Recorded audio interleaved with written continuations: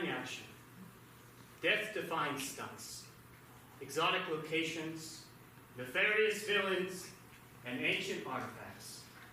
These are the reasons why our nation has become obsessed with the bombastic film serial, The Adventures of Mitch McCracken.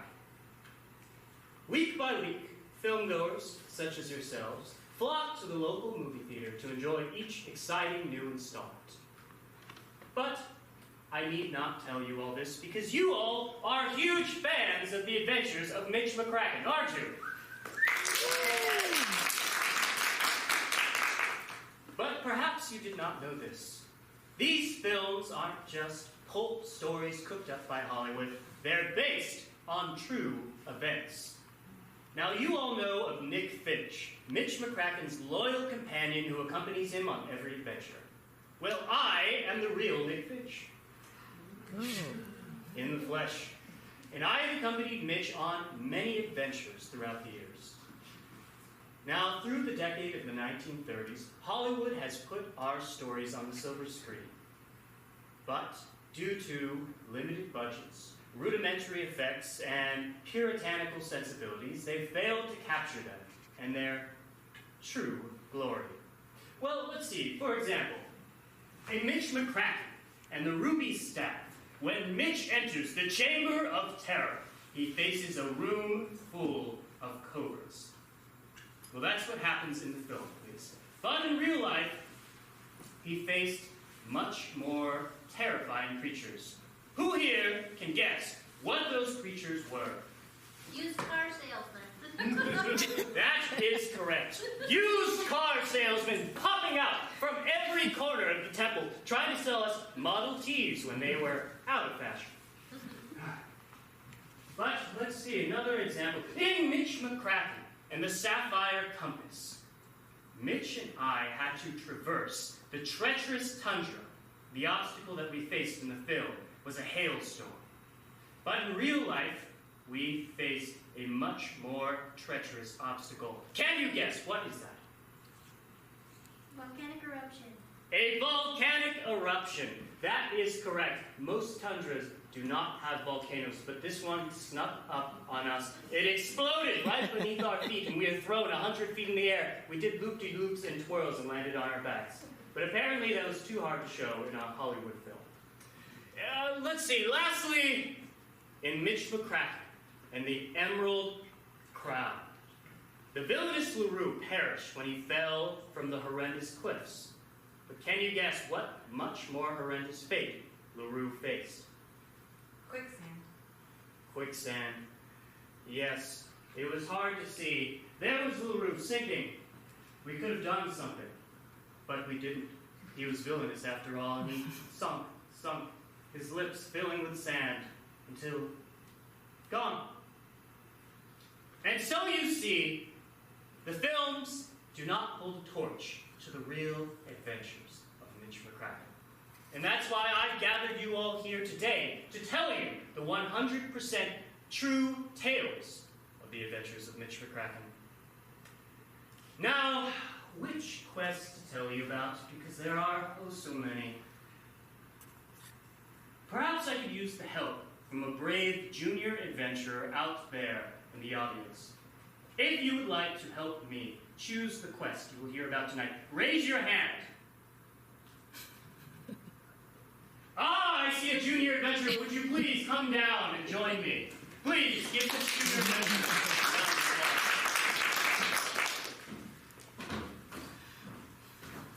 Come stand right here. Junior adventurer, what is your name? Shashvat. Are you ready to help me pick the artifact that we are going to hear about tonight? Yes. Take a step this way. Bring out the artifacts.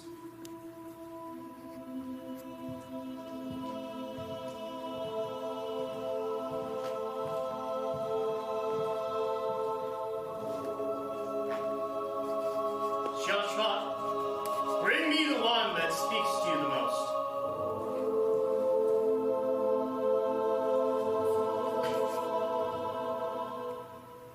The quest for the Amber Jewel. It's my favorite adventure. Good pick. Let's hear a big round for Shopfly. You've all no doubt seen the film based on this adventure. Now that film picks up at the tail end of our previous adventure before we go after the Amber Jewel. In the film that was set in a forest. But in real life, we were actually in a much more unique location. Can you guess, what was that location? Oh, I heard something up there. Woolworth. Woolworths, yes. The department store, no less. There was a fracas going about, people scurrying this way and that. It was the holiday season, and they were trying to get the finest items procured for their loved ones. Now in the back, behind the sales rack, emerging was none other than Mitch McCracken!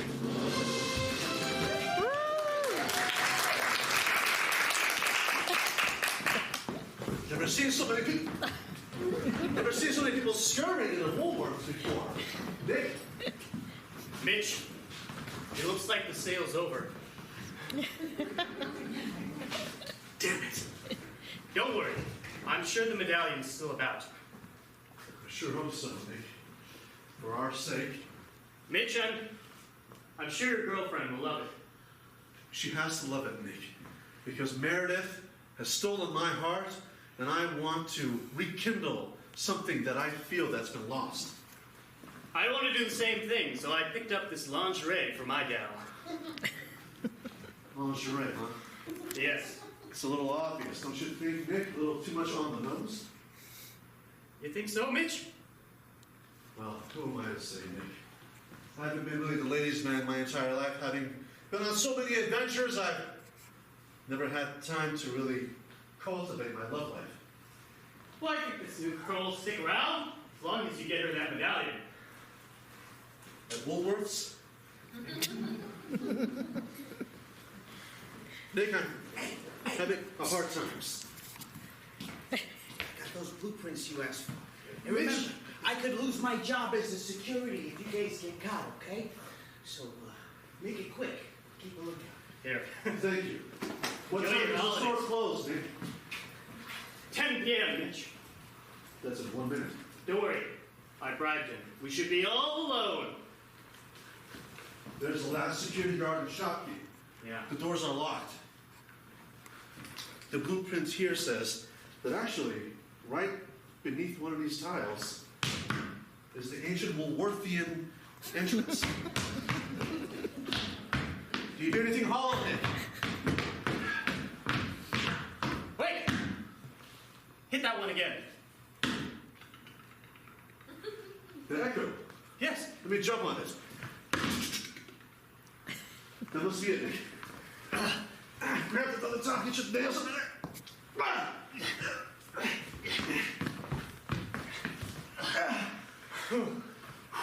It sure is dark down there, Mitch. Hello! Hello! Mitch, it's polite. How are you? Huh. Mitch, according to the blueprints, that's the sealed off basement department. It is, Nick. Hold on a second. I see an inscription right here on the edge. It's in Latin. Indombrie cantus nimacare. Now, I know you know what that means, Nick. What was the lesson I taught you last year? How to understand rudimentary Latin? That's right. Incande cantus inacare. That means dangerous activities. Stay away. That's exactly right. But that never deterred us, did it, Nick? No. After you, Mitch.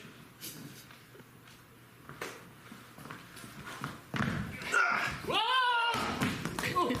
Oh, you pulled me in. That was my intention. Wait, Mitch. This cavern. I can barely see. Do you have a match or a lighter? I seem to have misplaced mine. I quit smoking. Here. Thank you. Do you have a cigarette? Why do you need a cigarette, Mitch? Because I quit smoking. I don't carry them with me anymore. Great. Helps me think. Oh, here's the light switch. Oh. Here you go. You see that over there? That mannequin. It's so chiseled. I've never seen a mannequin so immaculately crafted before, Nick. You know, Mitch, not to comment on your physique too much, but you could maybe learn a few things with the ladies if you looked a bit more like a mannequin.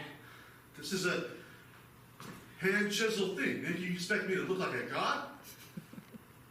What are you saying, Nick? Nothing, Mitch. Sorry. Are you saying this because of my physical appearance that Meredith is giving me a hard time? She's not shallow, Nick. Well, Mitch, it's just we go on all these adventures where you go weeks without showering. I've, diagnosed a few fungi on your toenails. Nick, that kind of hurts me in a personal spot. I'm sorry, Mitch.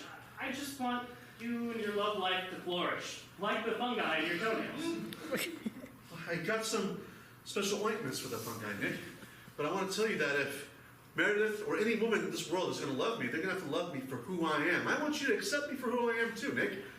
As a matter of fact, I do recall that I'm the one who, in a sense, raised you ever since you were a wee little boy into the strapping young man I see before myself today. And now I get repaid by kind of a personal attack. I know you had my best interests in mind, Nick, but no thank you.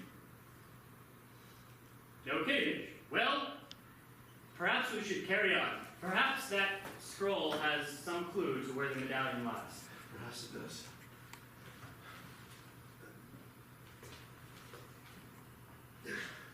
It's stuck.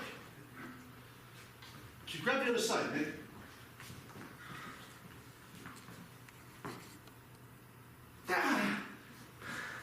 Is there some sort of trick here? Look at the blueprint again. Doesn't say anything about the medallion or Mitch, scroll. this reminds me of when we found that Grecian statue in Athens. That's right. We had to touch the passcode in its abdomen.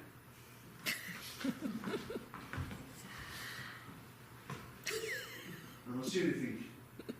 Wait, no, you're right. There's a series of levers and tiny switches. It's working.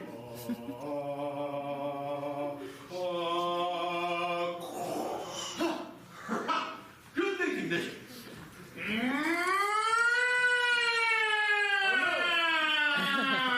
Security's gonna be on us, Mitch. This medallion's back on top, under the lingerie. Oh no. Listen, Nick. Mitch, I hear security coming. Wait here a moment, Nick. Oh, well. You think these things? They're down there. They busted in. McCracken. Olaf. And his little friend, Nicholas Finch. We're about the same height. I see. You seek the medallion. Olaf, listen. We've crossed paths many times before, but you can't have this one this time. Then you've discovered it already? What if I have? And it shall be your doom. Olaf, why do you need this medallion?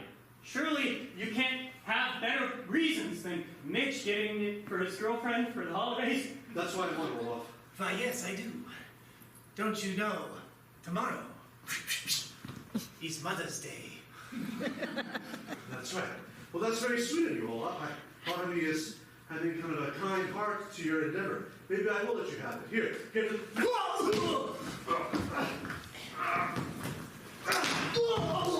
Nice one, Mitch! Quickly! Climb up to the top floor! Run! You'll never get out of here! I let in a horde of Black Friday shoppers and told them the medallion is a sale item! No! Quickly, Nick. Get up. Mitch, it's those notorious Mother's Day Black Friday shoppers! They're coming!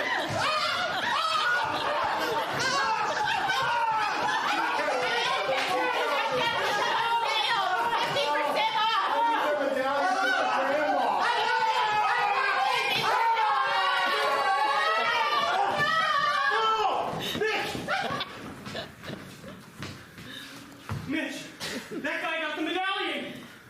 We gotta get him, Nick. We We gotta get it right now. Wait a minute. Do you hear that sound? It sounds like a heavy stone is being shut. The Woolworthian doors.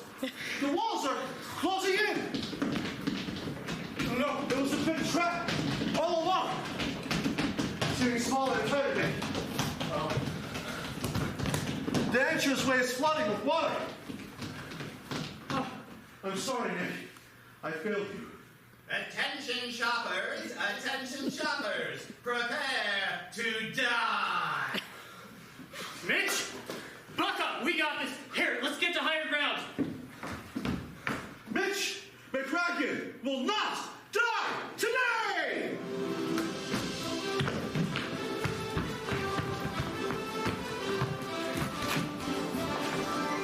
Mitch, I see a service elevator. We can squeeze in there. No!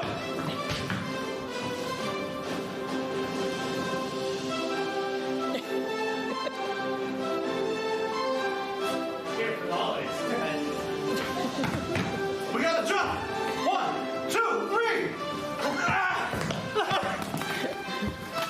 Roll!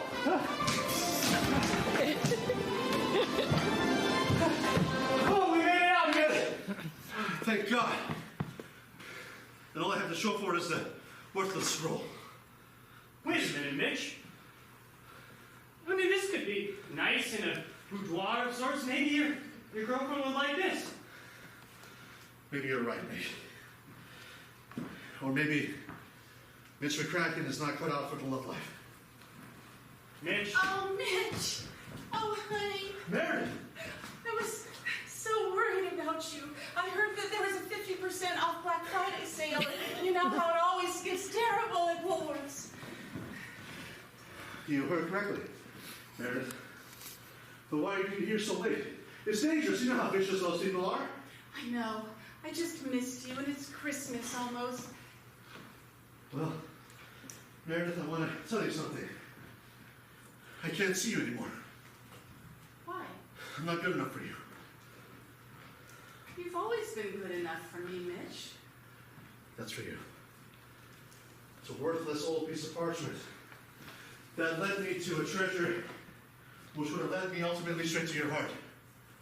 But I see that. It's beautiful. Really? Mitch, it's gorgeous. You like that? I love it. It is the most beautiful thing I've ever seen. And it was 50% off. I love it so much. Oh, Mitch. I almost died getting it. I love it when you almost die for me. Well, you're going to love living with me then. You're asking me to move in with you? If you take me. Yes, Mitch. Did you hear that, Nick? Good job, pal. You were right after all, Nick. Well, Meredith, you know, I have to promise you something. I will do my best to always be there for you and to love you the way you deserve. But my life is full of adventure and sometimes turmoil and danger. That's what I love about you, Mitch. You come back with the most amazing stories. How do you feel about Kessicaris fungi? I love that. It's a toe fungus, isn't it? It is. It's my favorite fungus in the whole world. We're going to be together for a long time. And so, Mitch went back to his place to prepare for his girlfriend's arrival to move in. Now, in the films, Mitch lived in a mansion of sorts, but in real life, it wasn't quite so glamorous. Who here can guess where the real Mitch McCracken lived? Mobile home. A mobile home. Yes, that is correct. In a trailer park, there was a mobile home. Out front, Mitch was having a job with all the other folks of the mobile home community. There was a nice fire brewing as they made food for the evening. There were fireflies about as well.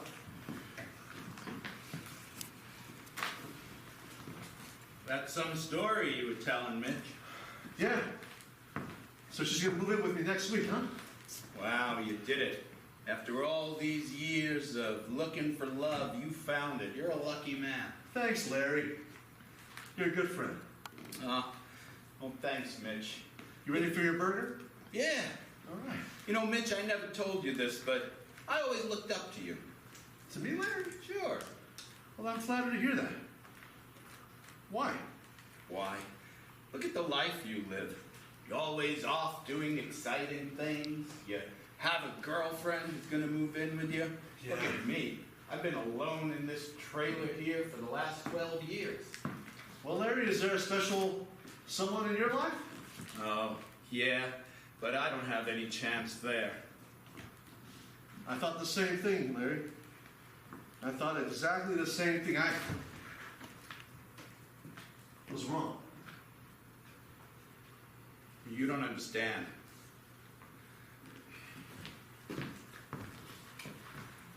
I'm under a curse. A curse? Yeah. You know, I don't believe in superstition, Larry. Oh, look, I know that nobody believes in curses anymore. I'm probably living in the past. But I've got to tell you something. Even in this modern age of 1936, there are forces that we don't understand. And there are curses, and my family is under one. Okay, Larry, I'll listen to your tall tale. Go ahead. Well, you know, my grandfather was a World War I soldier. And he came back from something from the war that he never showed anybody. He kept it in a box in the fireplace, and he just looked at it every day. He never opened it and showed anyone. But one day, right before he died, he called me in. And he said, "You want to know what's in there?" "Sure," I said. And he opened it up, and there was this big, beautiful, amber jewel, like as big as a doorknob. And it was so bright, it blinded me when I was looking at it. And he looked at me and he said, "You know what that is?" He said, "It's the Amber Jewel of Tannoy. How did you know? The Amber Jewel of Tannoy. Yeah. That was in myth. No, that's just it. It's not a myth.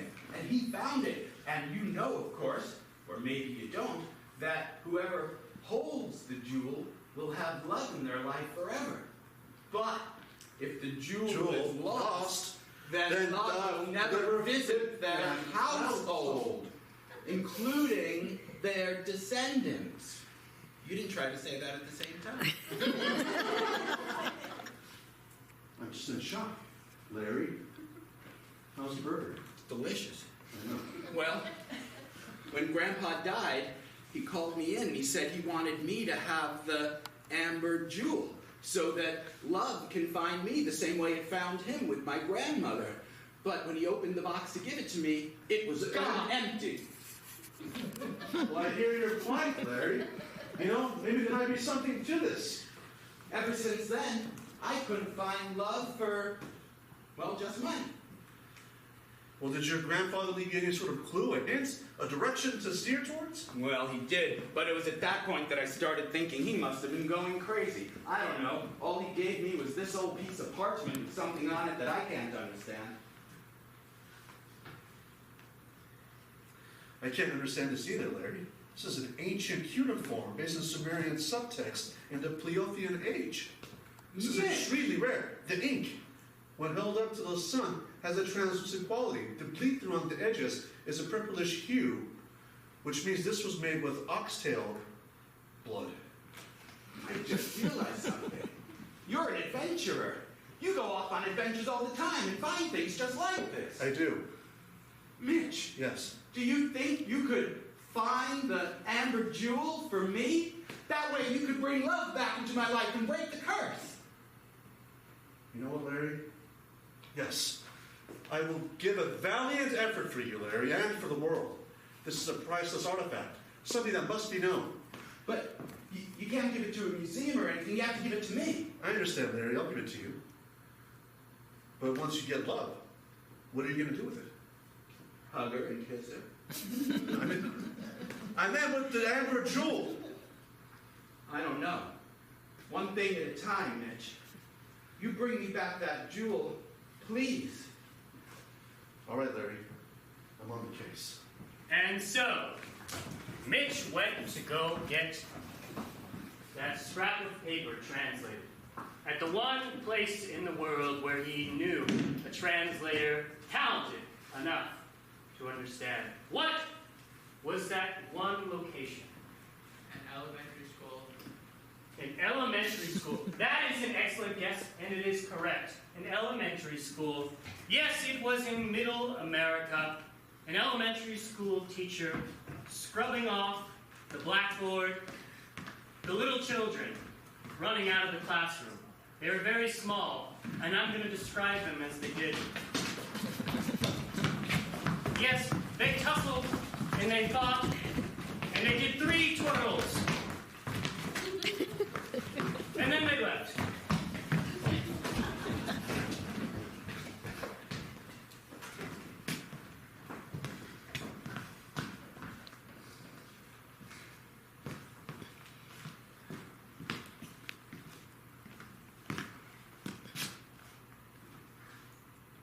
Mitchell, Jackson? didn't think I'd see your face in here again. Well, we're brothers after all, despite our history. Nice classroom you got here. I see you really worked your way up from a college professor to an elementary school teacher.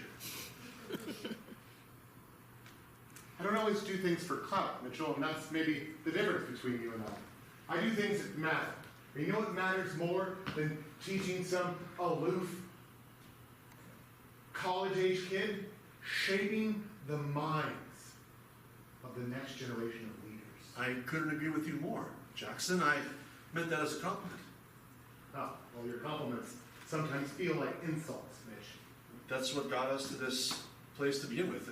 I say one thing, and you misinterpret it as another thing. Maybe why don't you listen to me for once? Read between the lines. You know, I'm sorry, Jackson. You're right. It's good to see you. It's good to see you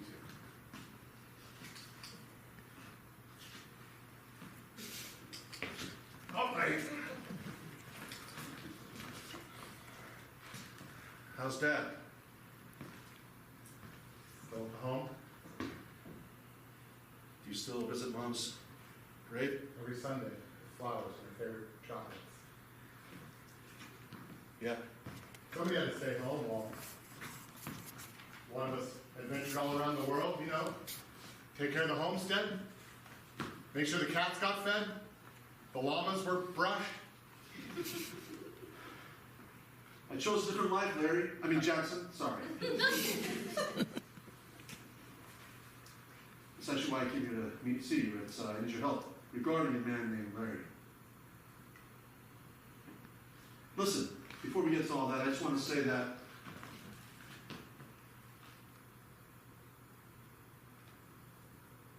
I'm sorry. Pardon? I'm sorry. Okay?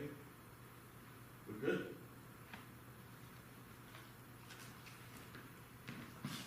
It is good to see you. Good to see you. All right, so I know you didn't stop by to ask after my children or Listen, see Dad. He always brings you so much sadness when he doesn't remember you. I want a reunion with us sometime, but I don't have much time right now. Can you decipher the script on this piece of parchment? Of course, this is ancient Sumerian cuneiform. That's right. Written in ox blood. You can see the purple outline. Yes, that much I figured, but what does it say? This is about, let's see, he who seeks the amber jewel of Tanoi should look no further. This rhymes in Sumerian, but it doesn't really rhyme in English. Let me see if I can find a better Wait, word. it rhymes. In Sumerian, yes. What's the meter? It's 4/4, but it flips on the third verse to 2/3. Yeah. He who seeks the amber jewel of Tanoi should seek it as if he were a boy. What? A boy? A boy. It says should. In Sumerian, it's more literal. It says something like should look and find the youth within their heart. I'm trying to make it rhyme. Wait, each third letter within the meter change is a Mixolydian Ionian pentameter. That's right. That's You always were so good at these. A R S A-R-S, that's exactly right. A R S D Arst. The D is another A. No. A-R-S-A. You're right, I'm sorry. Arsa. The ancient city of Arsa. The ancient city of Arsa. Based in the current world that we know as? Of course, it's in the desert of Iran. Arsa. Thank you, Jackson. Nobody knows where it is, though. It's covered in sand completely. They used to say that this was, the verdant valley that sat between the rivers, the ancient Sumeria. And just they logged it all and took all the natural resources, and the sand's rolled in. It's probably buried, and no one will ever find the entrance for it. Looking here on your world map. Were there any coordinates on there? Wait, the meters. These are longitude, latitude coordinates. No. Oh. 16748. Smack dab in the middle. Tehran. Right in town. I did, Larry. Jackson, all right. You really were a sight to see when your eyes light up when you're on the track and the gears start working. I thought it was fun playing all those games with you when we were kids, and you just grew so adept at it. You surpassed me so quickly. I'm glad I could help, even in the small way. Jackson, I couldn't have done this without you. I couldn't have done many things in my life without you. Well, stop by sometime, okay? When I find this, I'll come by. Mother! Mother, I am home! Oh, good son. Let me put something over my shoulders. It's about time you're home. Happy Mother's Day, Oh, Mother! you remembered. You're the best son ever. I have brought you a scented candle. What's wrong with you? Do you know how many years I was in labor with you? Mother, I know you wish for me to seek for you the medallion, but again I was thwarted by that wretched Mitch McCracken! Ah! Do not say that name. Madam, shall I bring the paddle?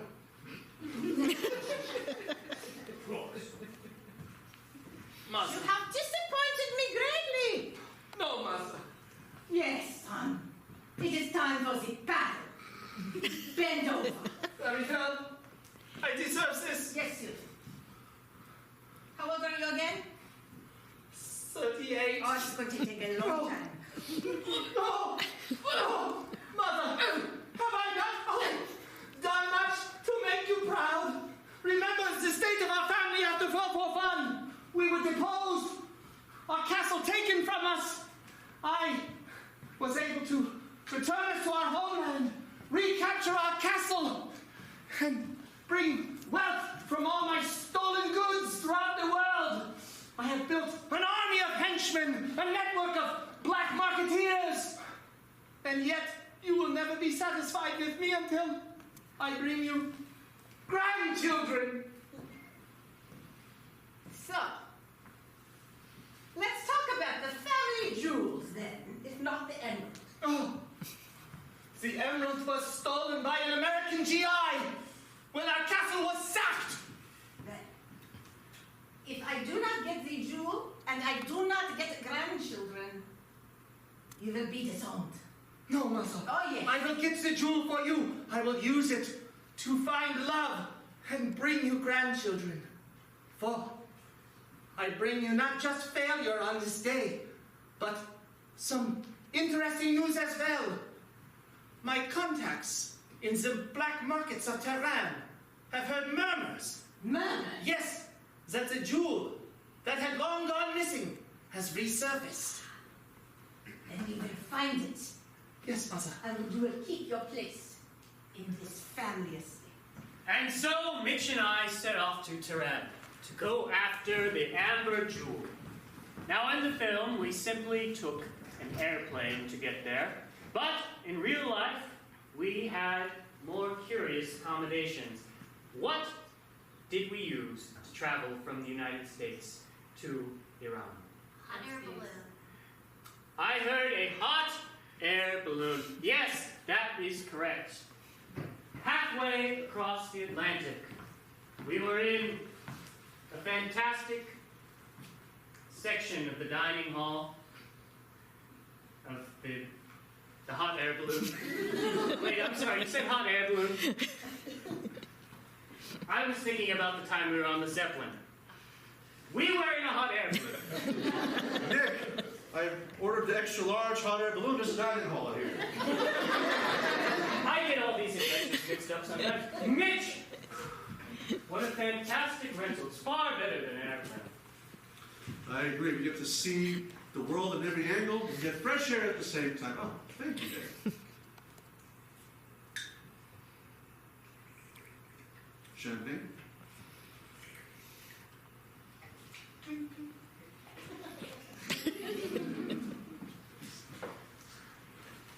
To a new adventure, friend. Hey, Mitch. I've been wondering something. Go ahead. You had everything you wanted. Your girlfriend moving in with you. You know, your whole life ahead. And now we're off on another adventure. I understand your point, Nick. I don't feel that I'm worth it without having to always prove myself.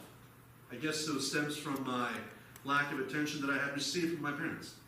Thank you for the psychological evaluation. Garçon? I need a new glass.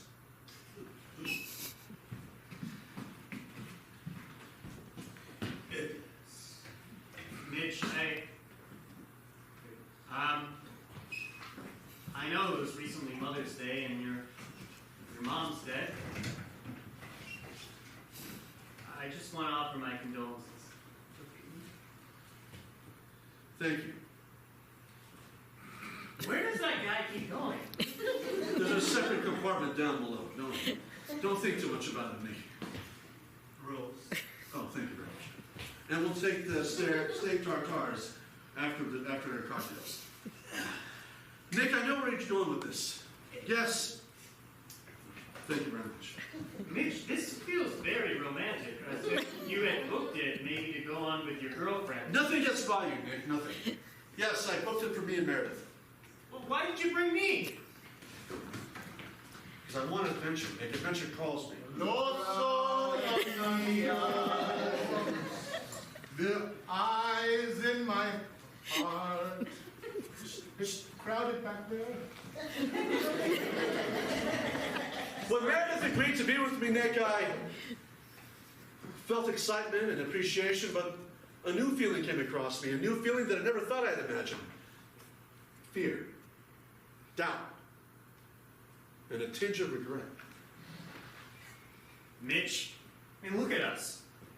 We're thousands of feet over the Atlantic Ocean, traveling by a very luxurious hot air balloon. Oh. We're not afraid of anything. Forgot something. It's very odd that... We dine on lobster tomorrow night. Oh. Yes, it is romantic, Nick. Why are you after this jewel? Because I saw in Larry's eyes a man that was given up, a man that was almost able to grasp what he wanted. It reminded me of me. And I think it still does remind me of me. Because when I look in the mirror, Nick, I see that same man looking right back at him. I don't know. I think I need this jewel to feel validated, to feel that perhaps love is going to come to me again. And say that. I don't want to lose her. I've given way to superstition myself, like a fool. All right, pal. If that's what you need to go halfway across the world and find a jewel to prove that a woman can love you, then we'll do it. But I have one thing to ask you, Mitch. What is that other hot air balloon falling us doing? Attention! All agents and pilots in the Air Force of Olaf!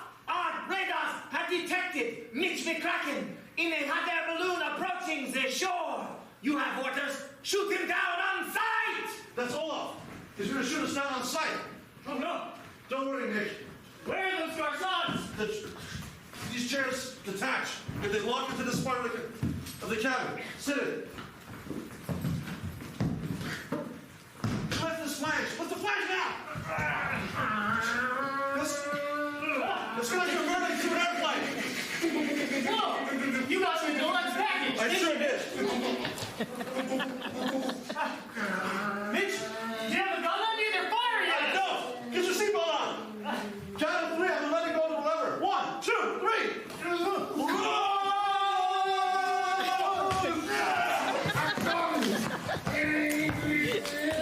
getting us. Uncle, you have to jump aboard! I think I hit them. We're hit, Mitch! I don't have any weapons. You got your fist, pal. I will get closer and throw this really close hand grenade at him. Wait, he's coming aboard!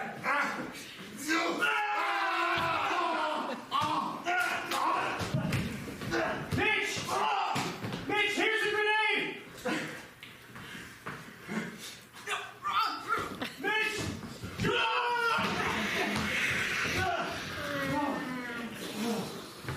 Next job, pal. We're out of fuel. There's a parachute. We're not out of the woods yet. Mitch, what about those 2 garçons? They were lovely men. They gave us excellent service. They're part of the duty, Nick. That's for them to worry about it. There's only 1 parachute. And 4 of us. No! Don't do it! What about us? No, grab on. Oh, Okay. Hold tightly. A 1, a 2, a 3. into a ring, hurry!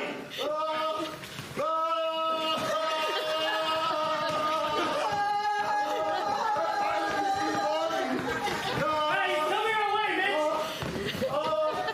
You gotta fight him, Mitch! Attention all pilots of Ola who are free! Kill Mitch McCracken!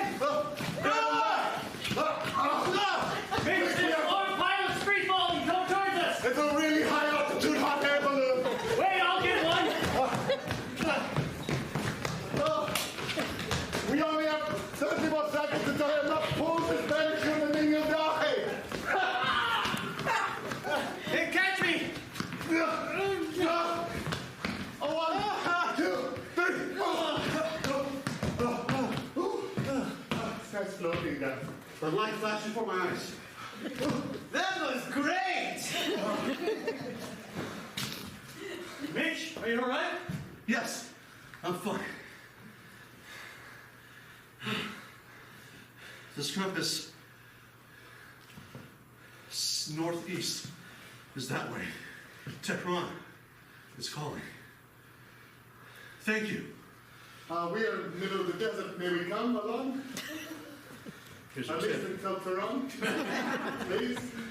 This literally is nothing up here. Mother, my pilots have failed me, but never fear. They are on the outskirts of Tehran, and first they must pass through my fields of quicksand. No, your field of quicksand.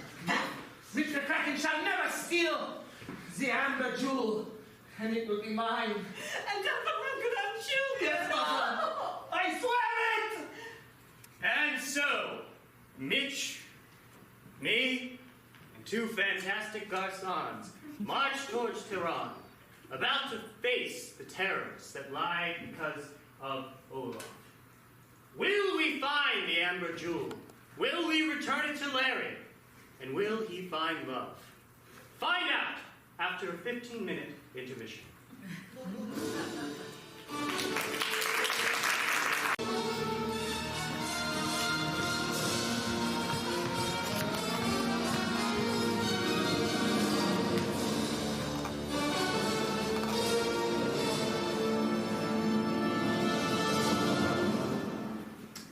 When last we left off on our quest for the amber jewel, Mitch, myself, and two very handsome garçons were trekking towards Tehran.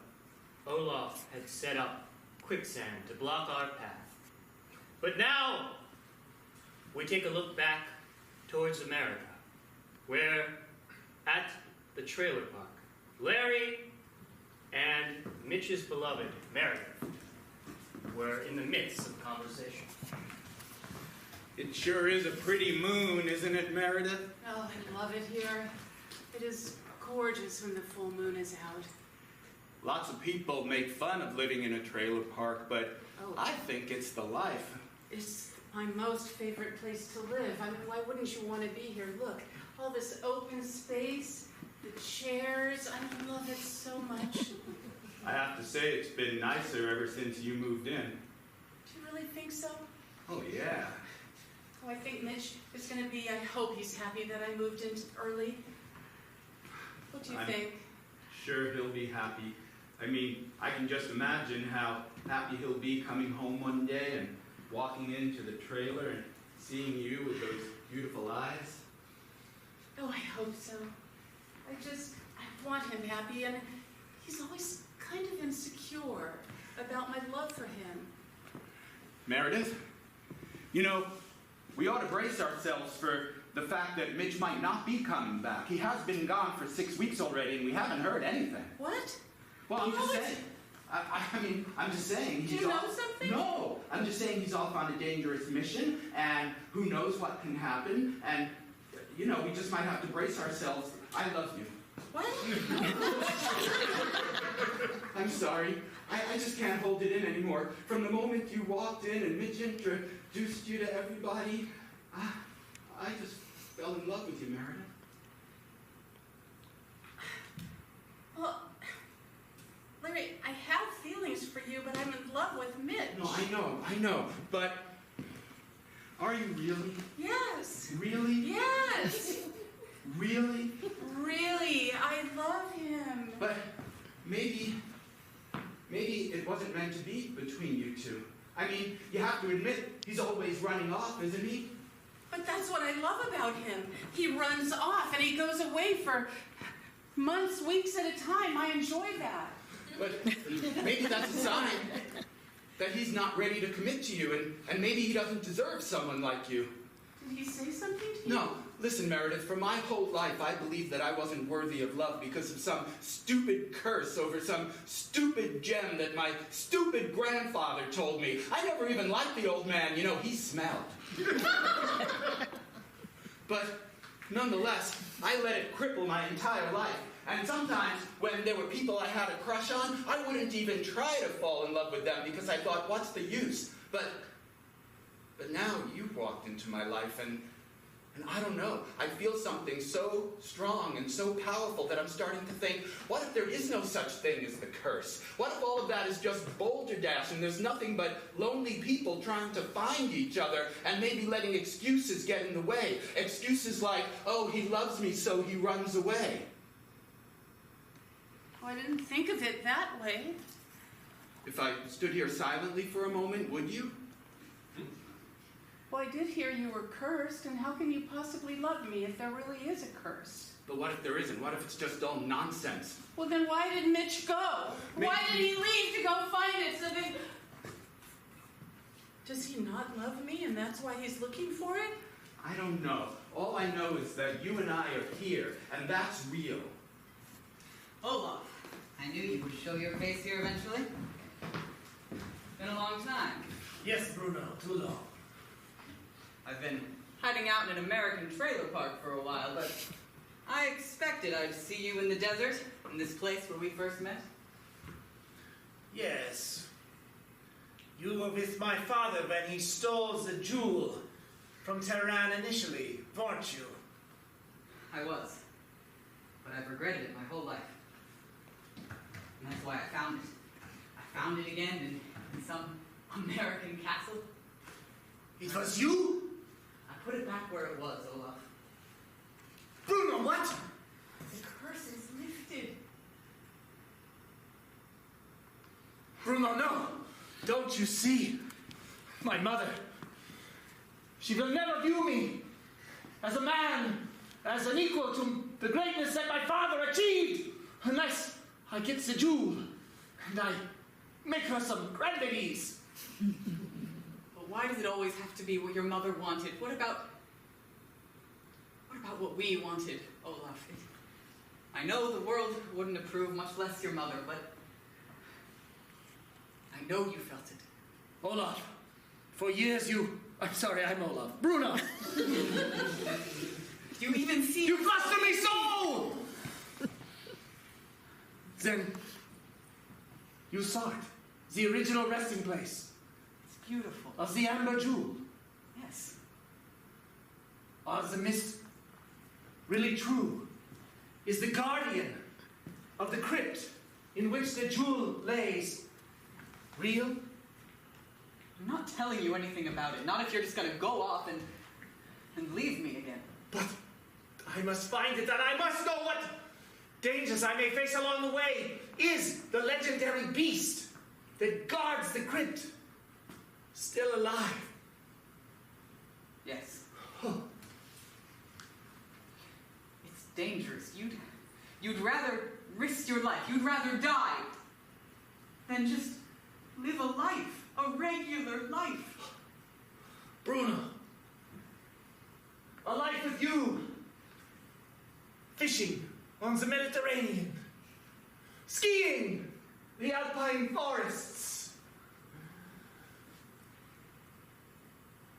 Would that really be a regular life? It would be a happy life, one where you don't have to go off in air balloons and fight people and hurt yourself day after day. But, Bruno, if I don't get the jewel, my mother will disinherit me. Damn your mother! I'll lose the castle. I'll lose the riches. We don't need a castle or riches. Please, Olaf, please. Bruno, you have always been my finest assassin.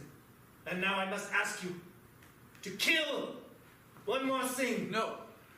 The love you feel for me in your heart. For you have already betrayed me by stealing this jewel and not returning it to me. I've helped you. The curse is gone. Don't ask this of me. I can't. Outside the limits of Tehran, at this very moment, Mitch McCracken, my nemesis, seeks his way meandering through the fields of quicksand. Go. Yes. Yes. Make sure he never arrives safely. That is true. And we were one garçon down. The second one, hanging by a thread in the quicksand. Mitch and I trying to pluck him from it. Mitch, he's sinking! I can't pull him. I'm losing him. Garçon, if there's one thing we could tell your loved ones, what would it be? I have no idea what he said. I don't speak French.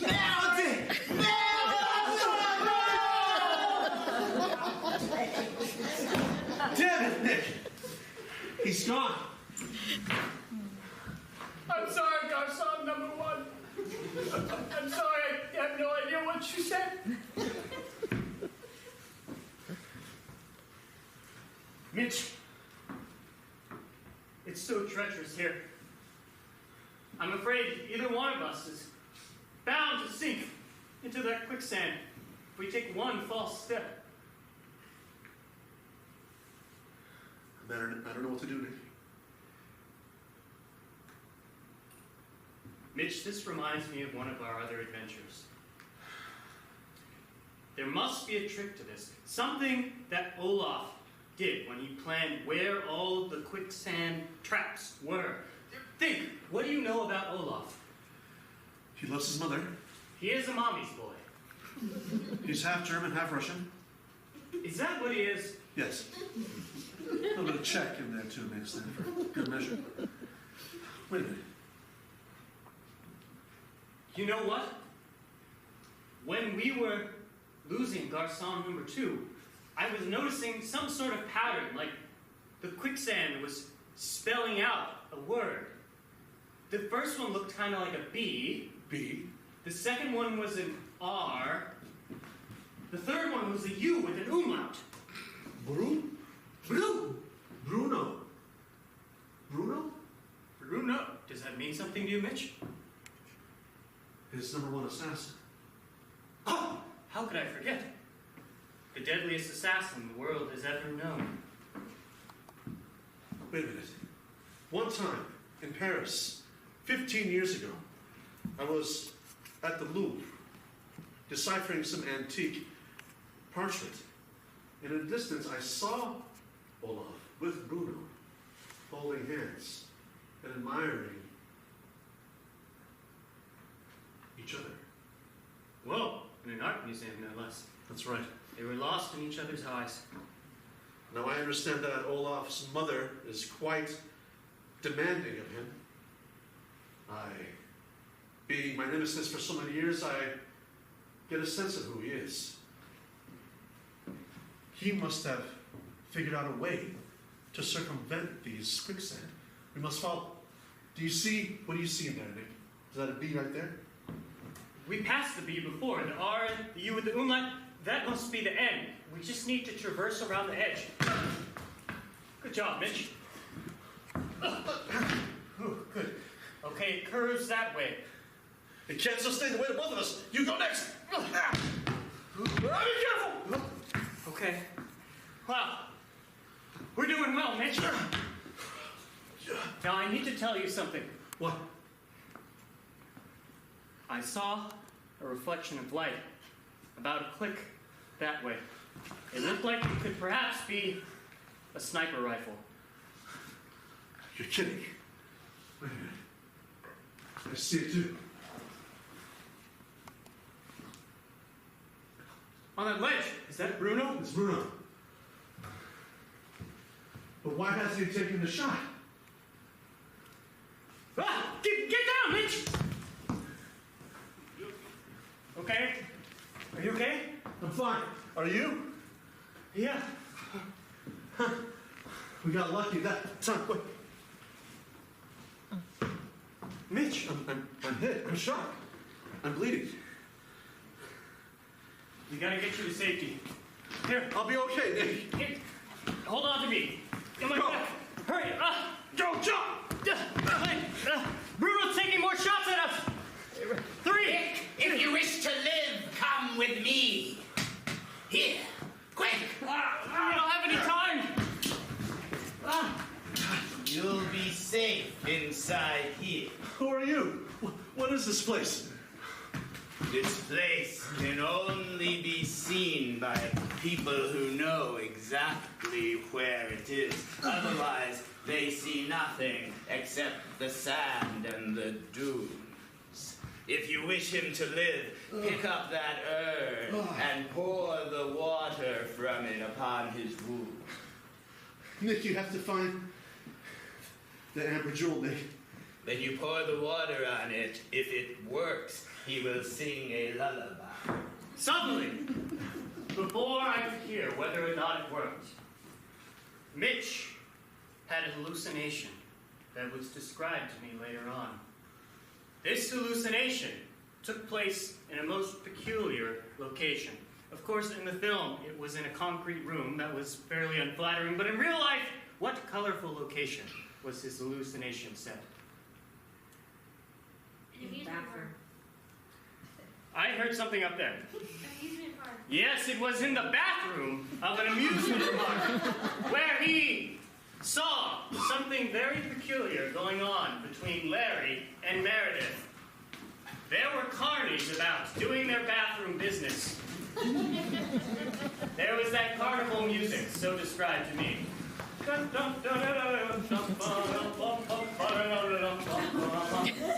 And Mitch looked over and witnessed his truest fear. Meredith! It's so great to see you, Meredith. Meredith, it's me, Mitch. The love of your life. You're the love of my life, Meredith. Meredith, give me a hug. What is this? Meredith, it's me. Meredith. Suddenly, Mitch slipped on clown urine. A giant toilet flushed. He found himself swirling, and suddenly he was back on the floor, singing a lullaby inside of that mysterious place with that gentleman with the weird staff. Rock my baby on the treetop when the bell breaks. Mitch! Wake up, pal. Nick. He will live. Second there on the set page. Get here on the settee. Just because I live in a somewhat magical temple hidden from the human eye by the mists of mirology in the desert doesn't mean I can't have a settee. I'm sorry I insinuated with my tone of voice that it was weird that you had a settee. That is all right. Well, thank you for saving me. You are welcome. So, you seek the amber jewel. Did you tell him? No. Yes, we did. Mitch, you know what they say about the person who created the amber jewel. You're right. He has a settee. What do you know of it?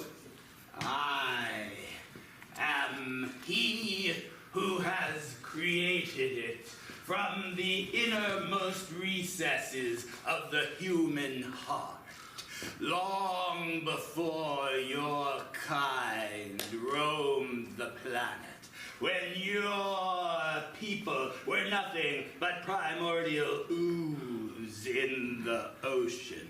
I lived, and I loved. Then you must know that it's Tehran. But my love did not love me. There were only two creatures like myself, me and her. And she would not love me. I'm the only other creature in existence, I said. But she laughed. And it was at that moment I realized that love is only pain. And so I took the capacity for love, and I forged that amber jewel and hid it away where you shall not find it, or at least some of you shall not. And those are the people who will be safe from love. No, but you understand, I need to find it for love. See what love does? Love gives me strength to move on and fight regardless of injury. Love gives me the power to look at life in a clear way. Love gives me the strength to be who I am. You are a fool to come here and search for love, especially, oh, wait now, Meredith. How do you know of her? I had a You vision. know where Meredith is now? She's back in the trailer at my home, but I had a vision that she was dancing with Larry! That handsome man. Yes. That terribly charming and suave individual. Yes, yes. That man who right this moment is sweeping her off her feet and dancing rudely with her in the carny. This wound is more than the bullet, Nick. I feel like I'm dying as I lose her. I tell you this. Stay away from that jewel. I hid it in order to protect you, Mitch. And suddenly, when Mitch and I opened our eyes, we were outside of that curious chamber, and we were lying in the sand. Oh, there you are! And Nick, oh, God, I've been looking everywhere for you. It's me, Mr. Brown, from the trailer park. Come on, hi. I've been following you everywhere. I heard that you were going to the desert, and I was just so scared for you, and I thought, well, maybe if I could come along and I can help you. Mr. Brown. Yeah. Well, Mr. Brown, you came just at the right time. There's an assassin named Bruno, a horrible, ugly, disgusting creature who's taking shots at us. I've been wounded, Mr. Brown. Oh. Well, did you know I went to med school? Maybe I could help. The only thing that can help this now is true love. I understand the curse now. And in some way, the curse has traversed itself and find its way to my heart. And if I don't find it, not only will Larry potentially steal Meredith from me, then I will die. It's the jewel you're talking about, yeah? The Amber Jewel, yes. Good, because I heard you talking about it. Listen, we're only about 2 miles away from Tehran. We must go there immediately. The coordinates lead right to an ancient mosque. And so we did at once. And we came upon the mosque, where we went. But in the meantime, Olaf was about on his evil tasks. This must be the American trailer park that Bruno told me about. How quaint. It's lovely, isn't it? Oh, yes, yes. I'm part of the welcome committee now. Are you? Are you by any chance Meredith? Yes. Oh, you don't say. Well, I am a very good friend of Mitch McCracken, your boyfriend, fiancé? He's my fiance, you know. Oh, Yes. yes. Isn't he wonderful? Oh, we've been very good friends for a long time. And you would be? My name is, Orlando. Orlando. Yes, I am Orlando. And I am a very good friend of Mitch's, and he regrets that he has been away for so long, so he has sent me to collect you here. Oh. Yes, on my rocket-powered submarine. I have just arrived, and I am to bring you to Tehran. Oh, how exciting. Yes, for I and Mitch are planning a very special event for the two of you. That's very exciting. But of course, then will you join me? Well, Oh, yes. Meredith there? There. Oh, hello. Hello, Larry, this is sir. so exciting. You'll have to excuse us, we were just packing up. Mitch sent Orlando to come fetch me and take me to Tehran. Isn't that exciting? Oh, Mitch is alive? Yes, of course. Oh, that's great. Yes, at least for now. Listen, we are really in rather a bit of a rush, so if you would prefer to bring a +1, then I think that would be just fine. There is room on the rocket-powered submarine. All right. You want to go with us? Sure. Very well, then, if you'll pack your things and follow me, then we shall disembark right away. Disembark or embark? The one that needs to leave. Depart. Indeed. And so they did. Now, Mitch and Mr. Brown and I found our way to that mosque, and after solving a series of intricate riddles requiring us to use glass to reflect rays of light into some shiny jewel thing, we found ourselves underneath the mosque in a tunnel, walking for what seemed like many, many miles. Mitch. Chairs heavy, Nick. Humid, heavy, damp, moldy. Mitch, how's your wound, pal? It's getting infected. What if I do this? Ah! Don't touch it, you disgusting creature! Don't ever touch me or look at me! I'm sorry, Nick. I don't know whatever came over me. I didn't mean what I said. It's okay, Mitch. I touched a sore spot. No. That felt different. You've frustrated me before, but... Mr. Brown, you've been around Mitch during the hullabaloo and fracas at the trailer park. Have you ever seen him like this? Never. Never. Maybe it's the infection. It's not only... Unless it's your true nature coming out. Not that I think so. Just an possibility. Let's keep going. So now we're here.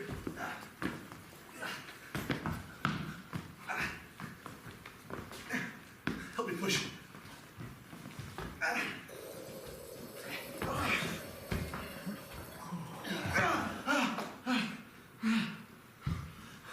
Mitch, are you sure you're okay to go on?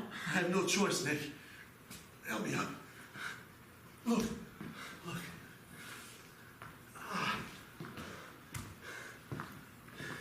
The tube. مواظب باشین اینجا که شما هم میاین. یه چیزی خطرناکی اینجا هستش. Your Farsi is excellent, Mitch. It's a dangerous morning. باید این در رو باز کنی تا ببینی تو چیه. Help me lift it, Nick. Mr. Brown, push it open.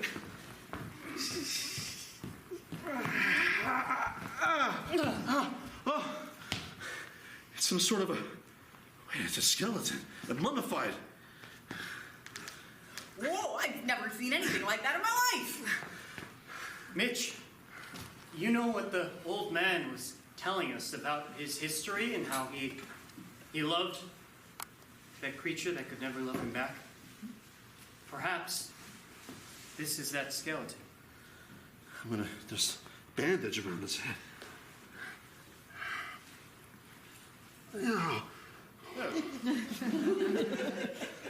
Oh, his eyes are open! It's alive! What sort of sorcery is this, Nick?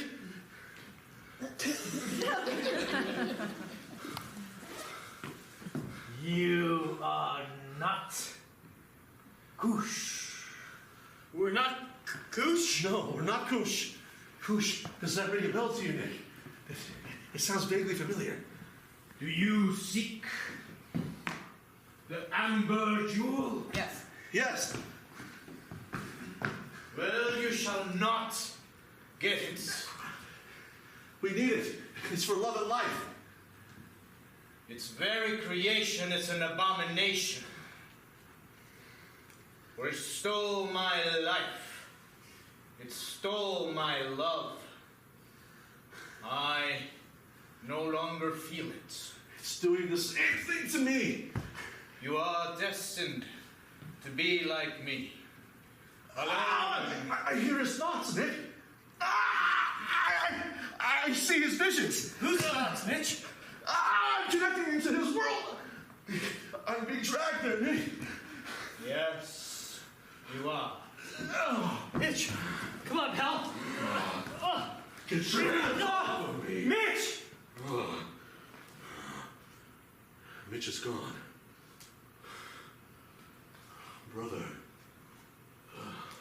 That's not your brother. That's not Jackson. Now I shan't be alone. All right, we'll go this way. Mitch! Mitch! What are you doing to me? Larry, are you there? Larry, are you okay? What is happening? What are you doing? I don't know what's going on. We're on the submarine. How did we end up like this? We'll be arriving shortly. Who are you? So we'll be embarking shortly. I'm not telling you anymore. Untie me.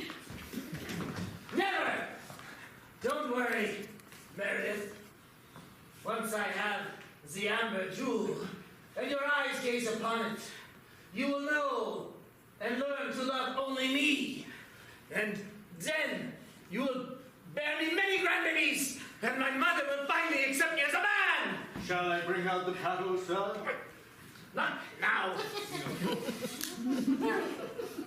Meredith, what is going on? I think we were fools to listen to this man. I'm scared. He's not taking us to Mitch. He's taking us to our death, or even worse, What's worse? death. And then he laughs at us. Oh, That's right. horrible.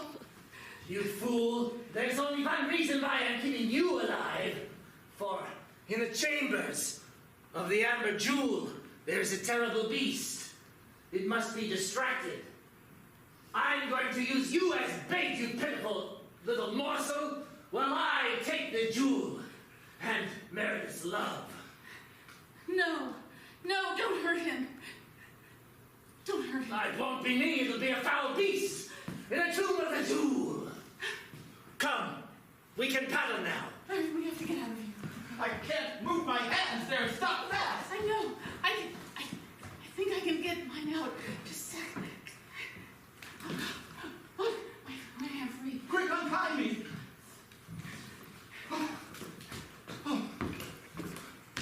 Meredith, now do you see what I'm saying? This is all Mitch's fault. This is the trouble that he got us into. I think you're right. What is this thing we're on? We're on a submarine. A submarine? That's what it feels like to me. That's what he said. How long can you hold your breath? 5 minutes. That's not going to work. What would work? An hour and a half. An hour and a half. I could probably do it for an hour, no more. Let's give it a try. Okay. Meredith, I want you to know that even though you don't love me, I still love you. And I'm going to do everything in my power in order to make sure that you're safe. I love you for that, Larry, but not like that. Don't get your hopes up, but please understand if you can do this for me, I'll feed you turkey casserole when we get back to the trailer park. It's my specialty. Nick, come on, Mitch is done for. We don't need him anymore. Look, there's the tomb, and I wonder if maybe someone just hid the jewel.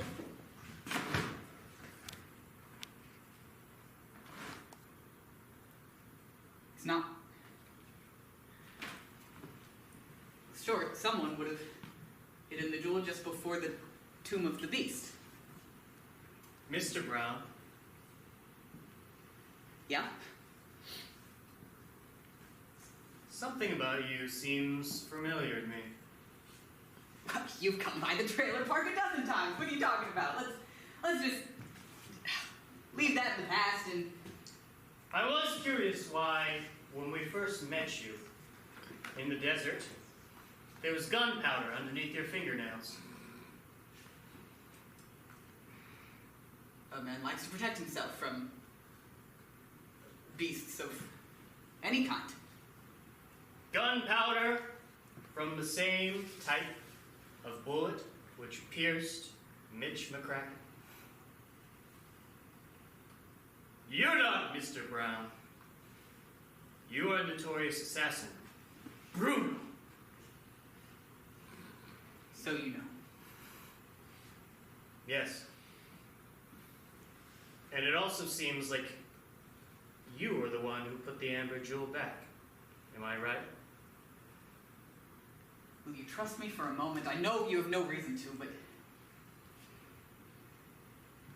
I never trust a man with a pencil mustache. It's very prejudiced of you. But regardless, yes, I took the jewel to help Orlo, and I put it back in its home, or close enough.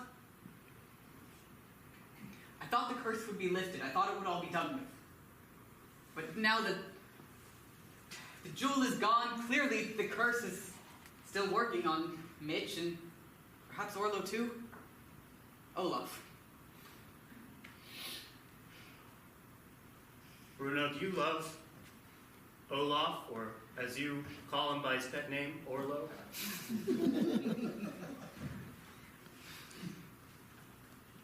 The only thing I've ever truly loved. But it doesn't matter, he doesn't love me back. He can't. And even if he could, he wouldn't. Bruno, I have a suspicion of where the jewel is, but I need your help. Mitch McCracken is my best pal.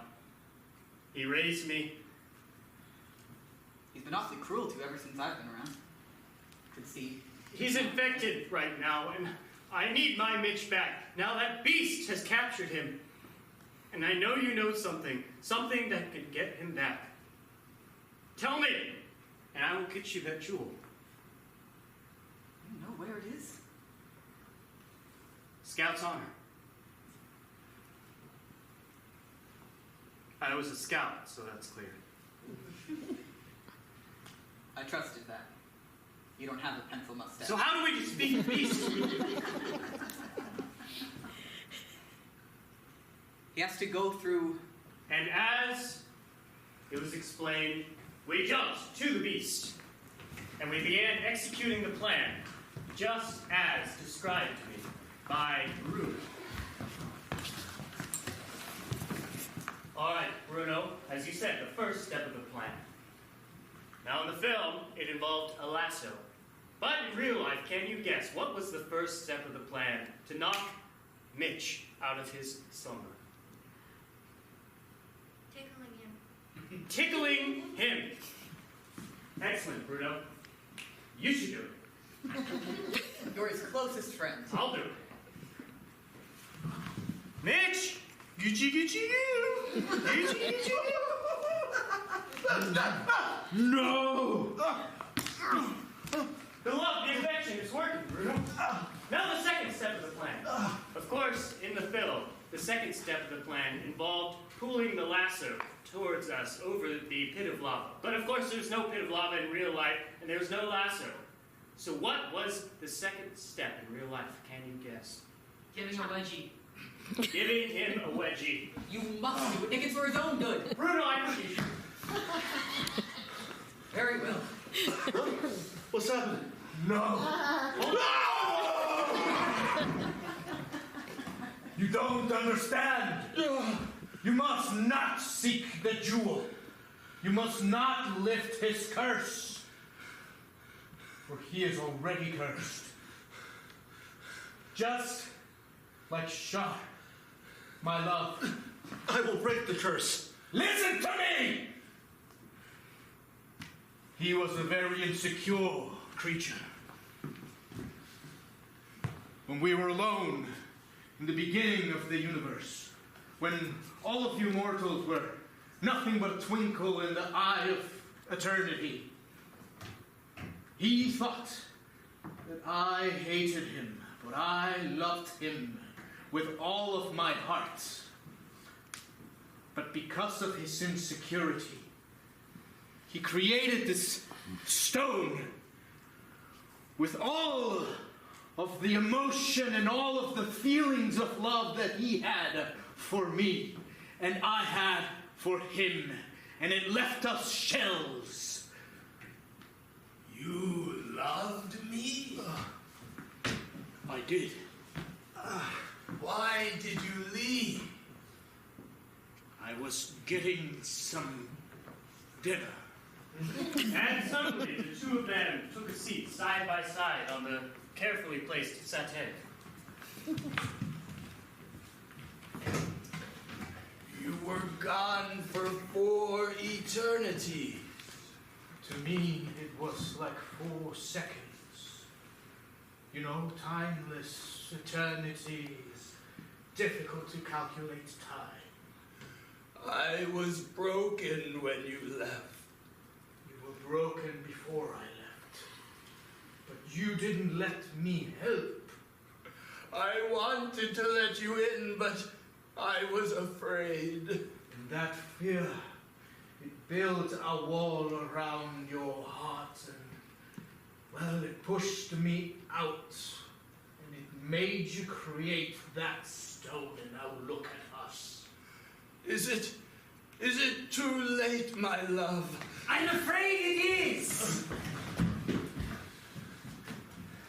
For you have failed to complete part 3 of breaking the curse. And now you are doomed, Mitch McCracken. Hold on. Doomed to watch me wed your beloved Meredith. No, never!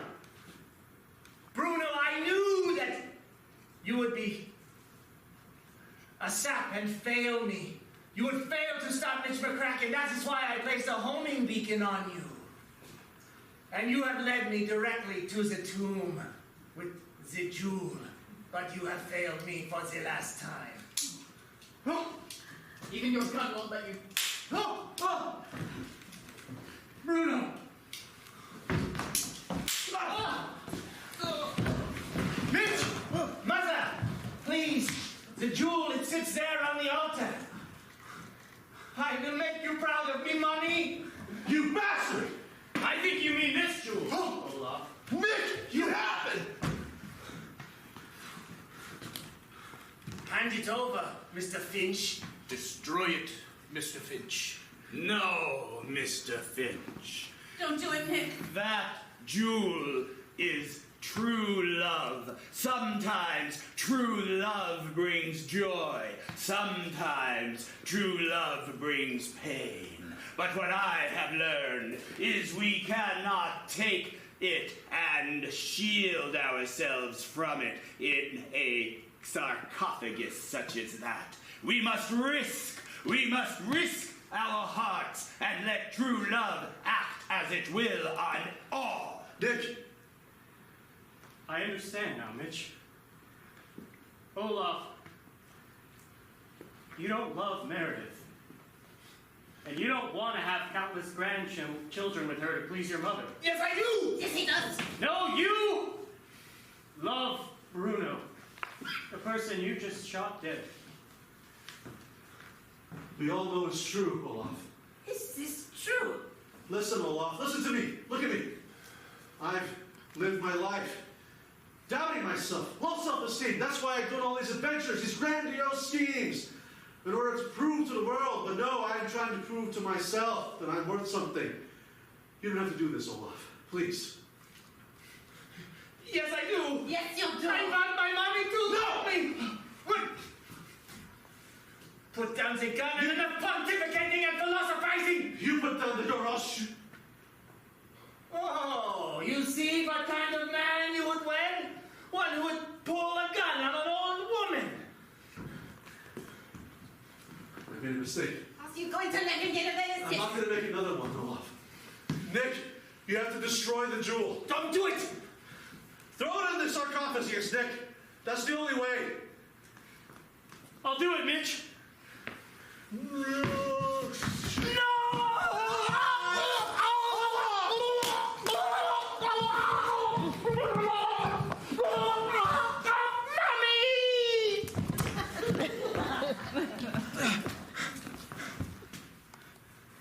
I'm sorry.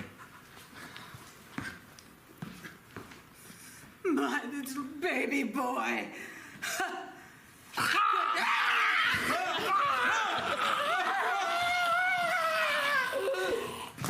Sometimes true love sucks. The curse is lifted. What? Oh. Huh? My moon is gone. So is my life.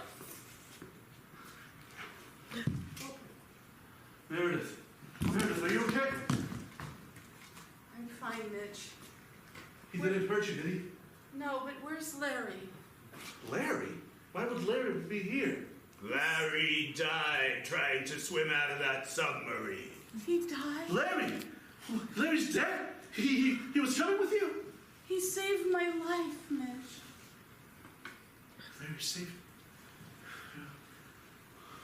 He died.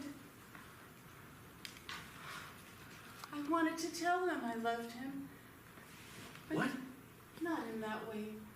But I loved him because he was sweet. And he knew what he wanted, Mitch. I don't know that you know what you want. I know what I want now. What is it, Mitch? You. And a normal life. It's not that amulet talking, is it? No, the amulet's destroyed. My wound is healed. The curse is gone. Are you sure? Should have done this the right way the first time. Meredith, will you marry me? This was my mother's ring. Yes. Yes? Yes. And so now, a few months later, in a trailer park in Middle America, the many inhabitants were celebrating as the wedded couple stepped down from the trailer church, now man and wife, in great applause. I just want to say that I couldn't have done this without any of you. And how grateful we both are to have you in our lives, not only our friends, but our family. And I'm here to stay.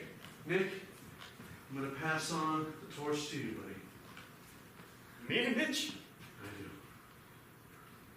If you want it. I don't want to be a school teacher anymore. That's okay. I was really jealous the whole time. Well, give him my hat. I'll be your sidekick. And so... Excuse me? Yes? Oh, I'm Larry's grandma. Larry's grandmother.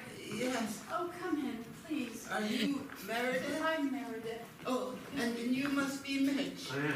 Hello. Oh, hello. And this must be the trailer park where he lived. I didn't have an opportunity to visit him here.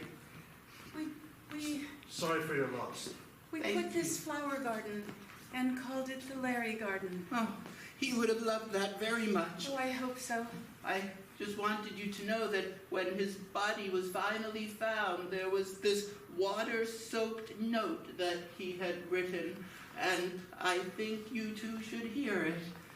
It says, "Dear Meredith, I was wrong to try to come in the way of you and Mitch.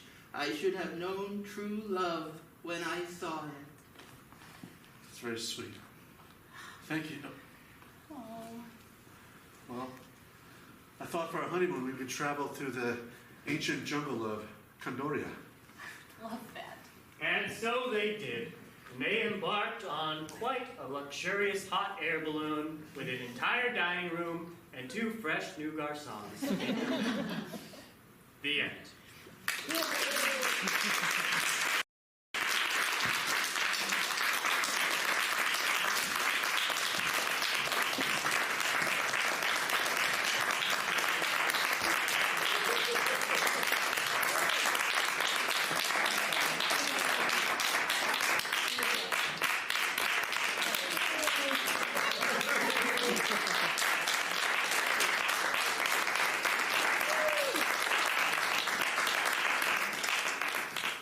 My friends, thank you so very much. My name is Ken Adams. I'm the artistic director of Synergy Theater. Adventure Serial was created and directed by Griffin Davis Beard. All of the fantastic music you heard all night long was composed and performed by Arastu Draksha. And that beautiful set piece was built by Adam Letterman. Our opening night of Adventure Serial. Thank you so much for being here to help us open up the show. It's the first time we've ever done it. You've made it such a joy for us to bring it into the world. If you had fun, you want to come back and see it again, we do 7 more performances, and it's always brand new, always improvised, and always based on your suggestions. So we're here Friday, Saturday, and Sunday, and then next week, Thursday, Friday, Saturday, and Sunday. If you had fun, tell your friends, help us spread the word. We'd appreciate that a whole bunch. Our next show following this, which happens in April, let's say April, is called My Dearest Love, and it's a fantastic French comedy of intrigue with lots of rich French aristocrats cheating on each other. So it's totally also improvised and all based on your suggestions, as all of our work is. Please grab some postcards on your way out. Thank you so much for being with us here tonight. We appreciate you very much. If you have a friend in the cast and you want to say hello, we'll be out by the stage door in about 10 minutes. Good night. We love you very much.